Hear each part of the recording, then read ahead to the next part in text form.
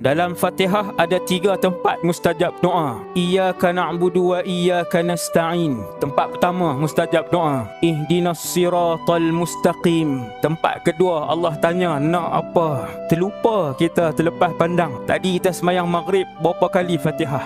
3 kali Fatihah. Ada 9 kali tempat yang Allah tanya nak apa. Bila kita sebut Fatihah, Alhamdulillahi Rabbil Alamin, Allah Ta'ala jawab, Majjadani abdi, hamidani abdi wa majjadani abdi. Hambaku memuji aku, membesarkan aku. Bila kita sebut Iyyaka na'budu wa iyyaka nasta'in, wahai Allah, aku sembah kamu saja, aku minta pertolongan kamu saja. Allah Ta'ala kata, apa yang kamu nak? Apa permintaan kamu? Tiap-tiap kali kita baca Fatihah, sebut 3 ayat ni. Waktu tu niatlah dalam hati, as'alukal jannah ya Rab. Niat dalam hati, laju-laju, jangan berhenti lama-lama pula. Aku pohon syurgamu wahai Allah. Ihdinas sirat